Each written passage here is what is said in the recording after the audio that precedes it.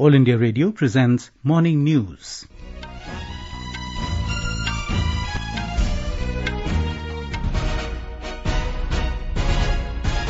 Good morning, I'm Sunil Verma and with me is Subhadra Ramachandran. The headlines. India and Japan signed 6 agreements following talks between Prime Minister Narendra Modi and his Japanese counterpart Fumio Kishida in New Delhi. Japan to invest 3.2 lakh crore rupees in India over the next 5 years. 2 countries call for immediate end to violence and peaceful resolution of Ukraine conflict. Home Minister Amit Shah reviews security situation in Jammu and Kashmir, says security forces have taken decisive control over Pakistan-backed terrorism after abrogation of Article 370. Border Road Organization reopens strategic Kashmir-Leh highway. Ukrainian President Volodymyr Zelensky calls for comprehensive peace talks with Russia. Lakshya Sen enters final of All England Open Badminton Championships. Ace Indian queuist Pankaj Advani wins Asian Billiards Championship in Doha. And in SAF Under-18 Women's Championship, India beat Bangladesh 1-0 in Jamshedpur.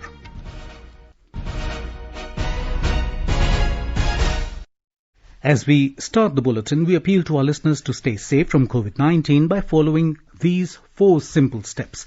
Get fully vaccinated, wear a face mask, maintain 2 gaz ki duri for social distancing, and focus on hand and face hygiene. And now the news in detail. India and Japan have signed 6 agreements following delegation-level talks between Prime Minister Narendra Modi and his Japanese counterpart Fumio Kishida in New Delhi yesterday evening. These agreements covered the domains of cybersecurity, clean energy, infrastructure development and urban development. Addressing a joint press conference with his Japanese counterpart, Prime Minister Modi said, Japan will invest 3.2 lakh crore rupees in India over the next 5 years. Mumbai Ahmedabad high speed rail project में अच्छी प्रगति हो रही है। दोनों देश इस पर one team one project की अप्रोच के साथ काम कर रहे हैं। यह प्रोजेक्ट भारत जापान पार्टनरशिप का एक बेहतरीन उदाहरण है। मुझे प्रसन्नता है कि हमने 2014 में निर्धारित 3.5 ट्रिलियन जापानीज येन का इन्वेस्टमेंट टारगेट पार कर लिया। अब और आने वाले 5 वर्षों में 5 ट्रिलियन येन, 5 ट्रिलियन येन मतलब करीब 3,20,000 करोड़ रुपए का नया टारगेट तय किया है. Mr. Modi said the world is still grappling with COVID-19 and its side effects. He said there are still hurdles in the process of global economic recovery. Mr. Modi said geopolitical events are also presenting new challenges.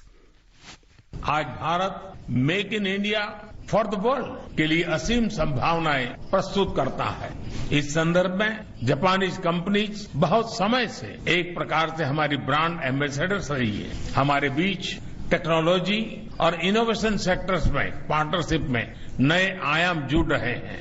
हम जापानी companies को भारत में अनुकूल माहौल उपलब्ध कराने के लिए प्रतिबद्ध हैं. India Japan industrial competitiveness partnership roadmap इसके लिए एक कारगर मैकेनिज्म सिद्ध होगा. Mr. Modi said it is imperative to achieve the goal of sustainable economic growth and tackle the problem of climate change. He said India-Japan Clean Energy Partnership will prove to be a decisive step in this direction. Bharat और Japan दोनों ही secure, trusted, predictable और stable energy supply के महत्व को समझते हैं. ये sustainable economic growth के लिए, उस लक्ष्य को पाने और क्लाइमेट चेंज की समस्या से निपटने के लिए बहुत ही अनिवार्य है.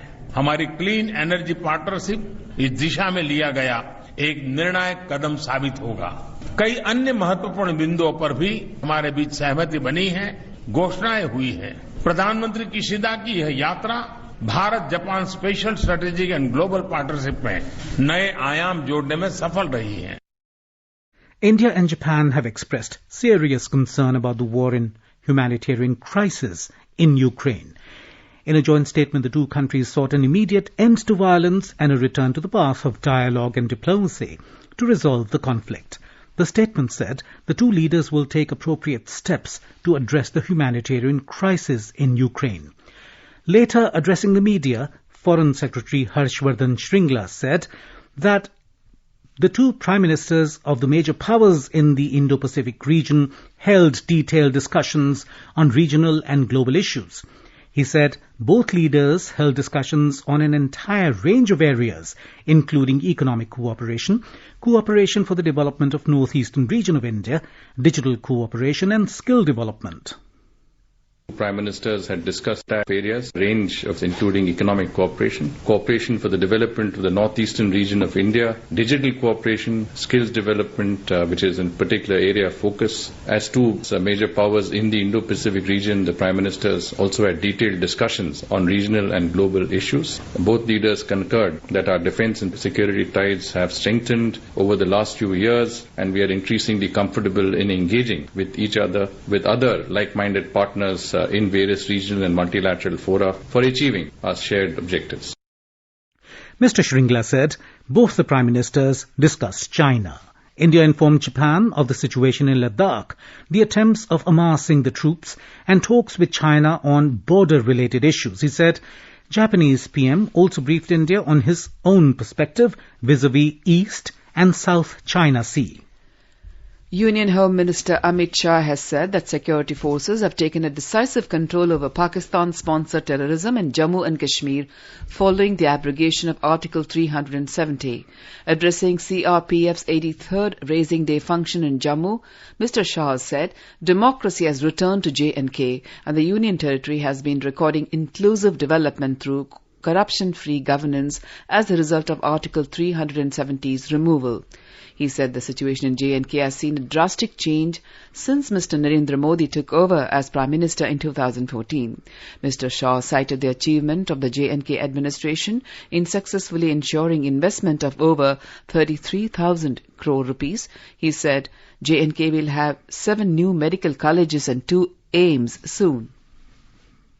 धारा 370 हटाने के कारण दलितों, पिछड़े वर्ग, महिलाओं और पहाड़ी लोगों एक प्रकार से जो विकास की प्रक्रिया से कहीं न कहीं कटे हुए थे, नए कानूनों के तहत इन सबको समाहित करते हुए सर्वस्पर्शीय, सर्वसमावेशक विकास की शुरुआत जम्मू कश्मीर में हुई है। और मैं मानता हूं कि जम्मू कश्मीर के अंदर सबसे बड़ा काम हुआ है, जो सशस्त्र बलों की सबसे बड़ी सफलता है कि यहां पर आतंकवाद पर एक निर्णायक कंट्रोल लेने में सशस्त्र बलों को सफलता मिली है।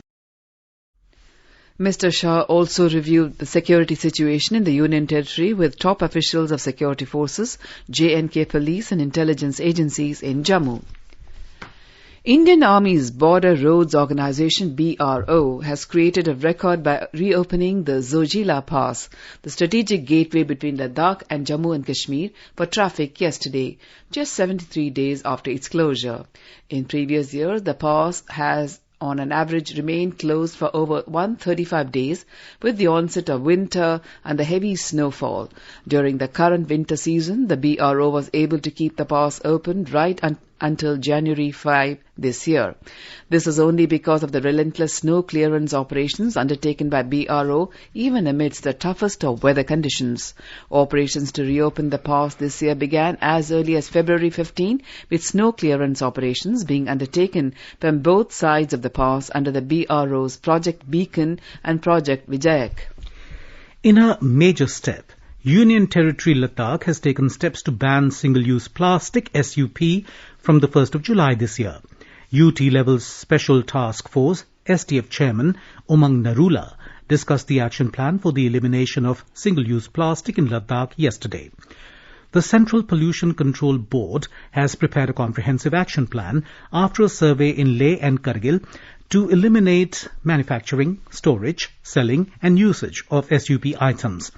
The comprehensive action plan encourages the hotels to install water filtration plants to reduce plastic water bottle usage to the extent of 80%. UT also plans to establish recycling plants to convert the plastic waste to construction blocks. Similarly, a sustainable procurement policy draft was also discussed to help procurement of identified sustainable products. India's COVID-19 vaccination coverage has crossed 181 crore 19 lakh mark. The Health Ministry said more than 13 lakh 63,000 vaccine doses were administered yesterday. It said more than 16 lakh 76,000 COVID-19 vaccine doses were administered to 12 to 14 years age group so far. More than 2 crore 17 lakh precaution doses have been administered to the identified categories of beneficiaries like healthcare workers, frontline workers and people over 60 years of age. You are listening to the morning news on All India Radio. A reminder of the headlines before we move on. India and Japan signed 6 agreements following talks between Prime Minister Narendra Modi and his Japanese counterpart Fumio Kishida in New Delhi. Japan to invest 3.2 lakh crore rupees in India over the next 5 years. Two countries call for immediate end to violence and peaceful resolution of Ukraine conflict. Home Minister Amit Shah reviews the security situation in Jammu and Kashmir, says security forces have taken decisive control over Pakistan-backed terrorism after abrogation of Article 370. Border Road Organization reopens strategic Kashmir-Leh highway. Ukrainian President Volodymyr Zelensky calls for comprehensive peace talks with Russia. Lakshya Sen enters the final of All England Open Badminton Championships. Ace Indian queuist Pankaj Advani wins Asian Billiard Championship in Doha. And in SAF Under-18 Women's Championship, India beat Bangladesh 1-0 in Jamshedpur. For quick news updates around the clock, follow us on our Twitter handle @AIR News Alert. अपने business को बढ़ाने के लिए लीजिए आकाशवाणी का सहयोग और दीजिए उसे बुलंदियों के पंख। आपका बिजनेस लोकल है या राष्ट्रीय, आकाशवाणी देती है उपभोक्ताओं तक पहुंचने का हर विकल्प। और अब तो आप घर, दफ्तर या दुकान पर बैठे बैठे कर सकते हैं आकाशवाणी के किसी भी केंद्र के लिए विज्ञापनों की बुकिंग। आकाशवाणी के विभिन्न चैनलों पर विज्ञापन देना सुलभ और सस्ता। बुकिंग है तो संपर्क करें 8700014242 पर। 8700014242। Ukrainian President Volodymyr Zelensky has called for comprehensive peace talks with Moscow. In a video address, Mr. Zelensky said, "The time has come for a meeting. It is time to talk, and the time has come to restore territorial integrity and justice for Ukraine. Otherwise, Russia's losses will be such that it'll take you several generations to recover," he added. Ukrainian President also urged Switzerland to do more to crack down on Russian oligarchs who, he said, were helping wage war on his country with their money. The Russian military has said that it used its latest hypersonic missile, Kinzhal, for the first time in combat during its offensive in Ukraine. Spokesman for the Russian Defense Ministry, Major General Igor Konashenkov, said the hypersonic missiles destroyed an underground warehouse storing missiles and aviation ammunition of Ukrainian troops in the western Ivano-Frankivsk region. Konashenkov also said the Russian forces used the anti-ship missile system Bastion to strike Ukrainian military facilities near the Black Sea port of Odessa. Russia first used the weapon during its military campaign in Syria in 2016. And now let's listen to a special program, Azadi Ka Safar, highlighting the importance of the day during the freedom struggle. आजादी का Amrit Mahotsav.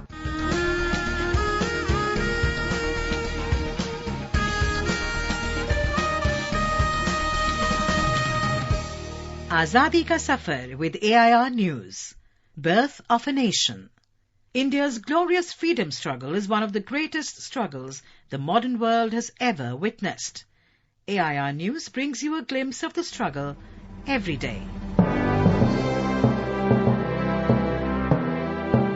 In today's episode, we remember Gandhian freedom fighter Deenbandhu Charles Freer Andrews, who came to India on the 20th of March 1904 and joined the St. Stephen's College in Delhi. During his long stay in India, the British social reformer identified himself with the socio-economic and political problems of the Indian masses. He fought against the British racial and imperial rule with the support of Mahatma Gandhi, Gopal Krishna Gokhale and other prominent Indians. He also had a deep connection with Rabindranath Tagore, who invited him to Shantiniketan on several occasions. Sujan माझी रे कौन घाट लगई बतो हरिना. Along with Mahatma Gandhi, Andrews also worked in Africa against a system of indenture and succeeded in procuring the basic rights for Indians there. Indians called him Deenabandhu, the friend of the poor and oppressed. Andrews was a very well-known writer and wrote about a dozen of major works along with hundreds of articles which had deep linkage with the life of common Indian as well as the problems of mankind. Talking about C.F. Andrews, Gandhiji had said, "He was a good son of England, and he became also a son of India. I have not met a better man or better Christian." It was through Andrews that Gandhi and Rabindranath met. On the one hand, he took upon himself the task of interpreting Gandhi to the West and keeping open the possibility of a dialogue between Indian leaders and the British government. On the other hand, he was working closely with Gurudev Rabindranath Tagore in the making of Vishwa Bharati and travelling with him both in India and abroad. আমাদের শান্তিনিকেতন সে যে সব হতে আপন আমাদের সব হতে আপন আমাদের Santiniketan. We salute the great Gandhian. आर्यभूमि मातृभूमि जन्मभूमि Bharat. We also remember freedom fighter Khagapati Bhotra, who died on the 20th of March 1943. A resident of Koraput, Odisha, Khagapati actively participated in the Quit India movement in August 1942 in Odisha. He was arrested by the British police and detained in Nabarangpur.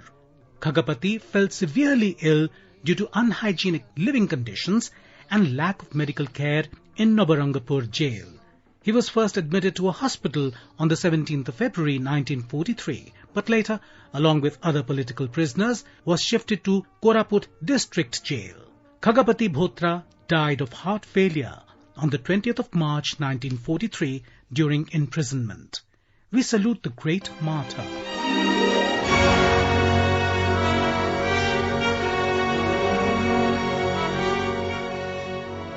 We also remember martyr Sarfaraz Khan, a resident of Delhi who participated in the First War of Indian Independence in 1857. He joined the army in Delhi and took active part in fighting against the British army. He was captured by British troops after reoccupation of Delhi and executed by hanging on the 20th of March 1858. We salute the great martyr.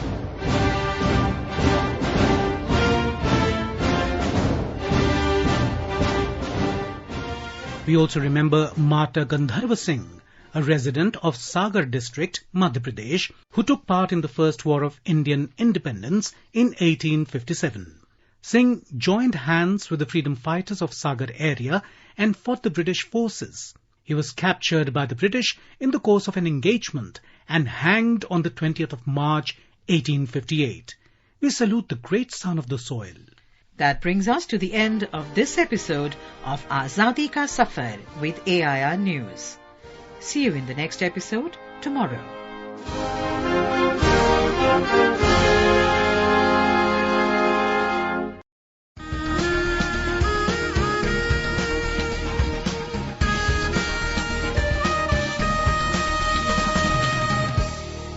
आजादी के आंदोलन के खजाने में ऐसे ढेरों शब्द जिन्होंने बदल दिए इतिहास, तारीख बदलने वाले लफ्जों पर आकाशवाणी समाचार प्रसारित कर रहा है विशेष कार्यक्रम धरोहर हर सोमवार।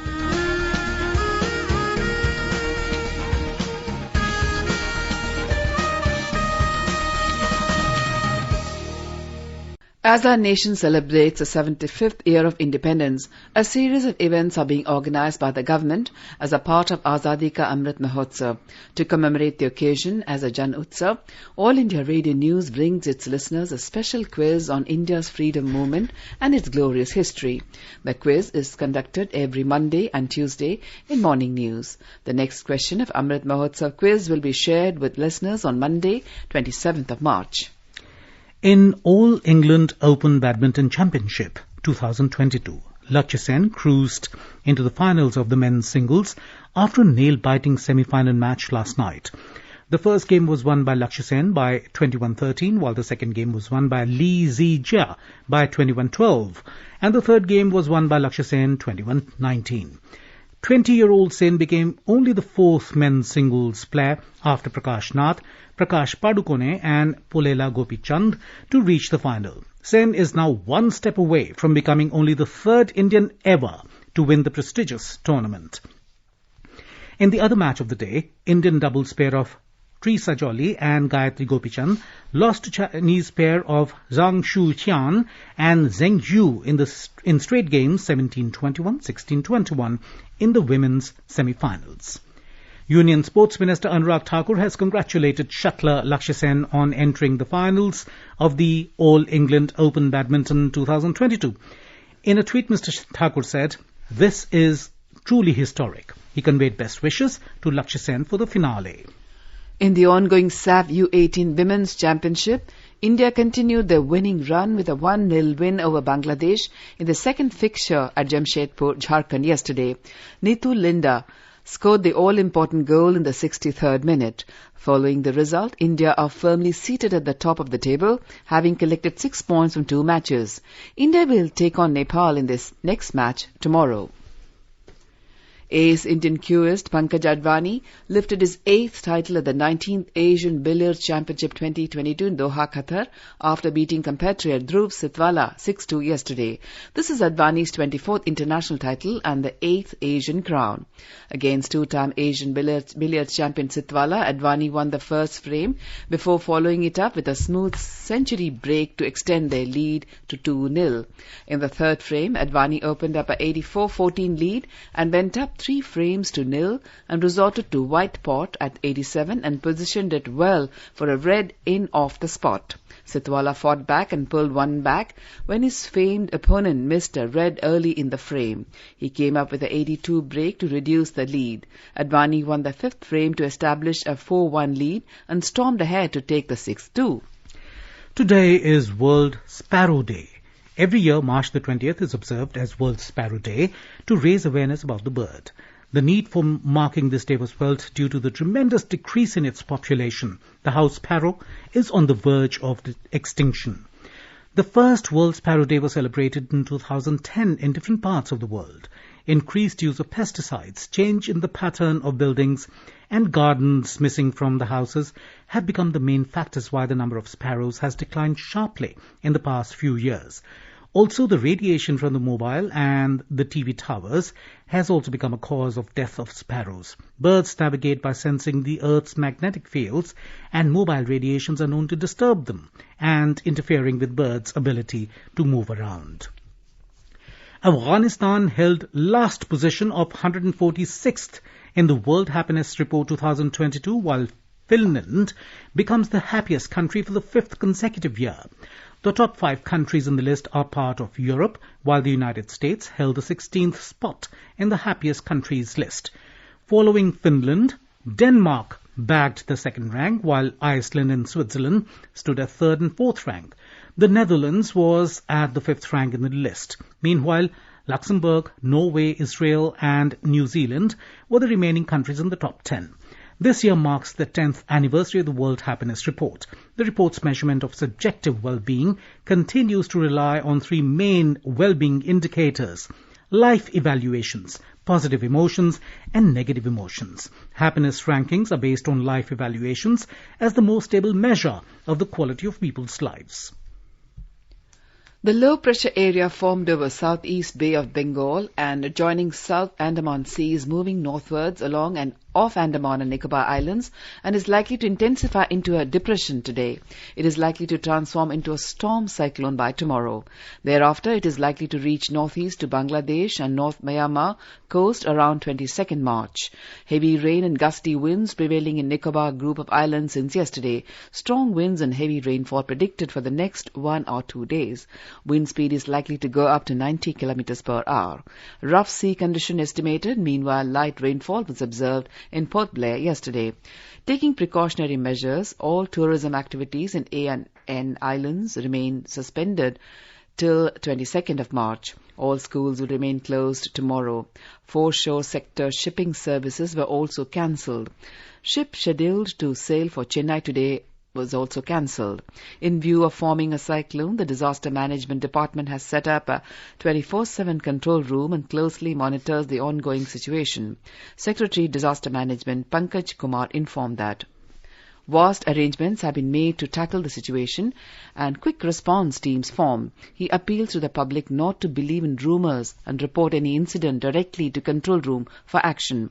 Meanwhile, teams of NDRF deployed in Andaman and Nicobar Islands are surveying, sensitizing and evacuating people at lowland areas with the help of district administration. In North and Middle Andaman district, incident response teams have been set up to help in search and rescue operations. And now let us take a look at the weather forecast for today. Srinagar will have partly cloudy sky with a few spells of rain or thunder showers. Temperature will hover between 10 and 20 degrees Celsius. Jammu will have mainly clear sky. Leh is likely to have mainly clear sky also. Gilgit will have generally cloudy sky with the possibility of rain or thunderstorm or dust storm. The temperature will hover between 8 and 30 degrees Celsius. Muzaffarabad will have partly cloudy sky, becoming generally cloudy later. The minimum temperature was 13 degrees Celsius and the maximum will be around 27 degrees. The national capital Delhi is likely to have clear sky. The temperature will vary between 21 and 37 degrees Celsius. Mumbai will also have mainly clear sky. The minimum temperature was 23 and the maximum is expected to be around 34 degrees Celsius. Chennai is likely to have partly cloudy sky. The temperature will vary between 24 and 35 degrees Celsius. Kolkata will have mainly clear sky. The minimum temperature was 25 degrees Celsius and the maximum will be around 37 degrees. Bengaluru will have partly cloudy sky with few spells of rain or thunder showers. The minimum temperature was 21 degrees Celsius while the maximum will be around 32 degrees. Tiruvananthapuram will have partly cloudy sky with the possibility of moderate rain or thunderstorm. Temperature will hover between 25 and 35 degrees Celsius. Guwahati will have partly cloudy sky with haze. The temperature will hover between 20 and 37 degrees Celsius. Shillong will have partly cloudy sky. The temperature will hover between 15 and 25 degrees Celsius. Kohima will have mainly clear sky. The minimum and maximum temperatures are expected to be 11 and 26 degrees Celsius. Itanagar will have generally cloudy sky with one or two spells of rain or thunder showers. Temperature will hover between 17 and 34 degrees Celsius. And now an overview of today's newspapers. On Japanese Prime Minister's visit to India, most dailies carry identical headlines. Japan commits 3.2 lakh crore rupees investment in India over 5 years, writes the Hindu Business Line. Russian forces hit Ukraine with latest hypersonic missile, writes Sunday Pioneer. Startups taking fast lane in high-speed talent chase, headlines the Economic Times, writing about hiring by corporates in India. Headcount has grown 21% and 10% so far this year at Sunicorns and Unicorns respectively, adds the paper. Prolonged mask use can lead to dry eyes, reports Sunday Pioneer, quoting a study by Ames. Taping the upper edge of the mask can prevent harm, says the study. On the COVID-19 pandemic, Sunday Times quotes ICMR as saying, "We can't live in fear over surge elsewhere. Relaxations must continue with caution." Under a photograph of shuttler Lakshya Sen celebrating his victory in the semi-finals, the Sunday Express writes, after 21 years, an Indian reaches men's final of All England Open. And finally, Hindustan Times reports, no relief from heat, Delhi record 36.6 degrees Celsius. And now, before we end the bulletin, the headlines once again. India and Japan signed 6 agreements following talks between Prime Minister Narendra Modi and his Japanese counterpart Fumio Kishida in New Delhi. Japan to invest 3.2 lakh crore rupees in India over the next 5 years. 2 countries call for immediate end to violence and peaceful resolution of Ukraine conflict.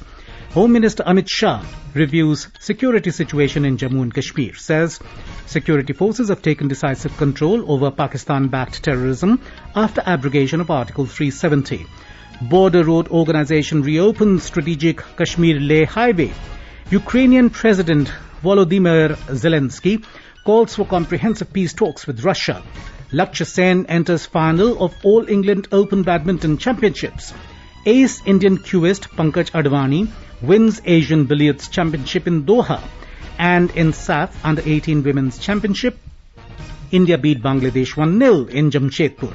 For details of these stories and more, log on to our website www.newsonair.gov.in and News on AIR app. And with that, we end the morning news. Have a nice day.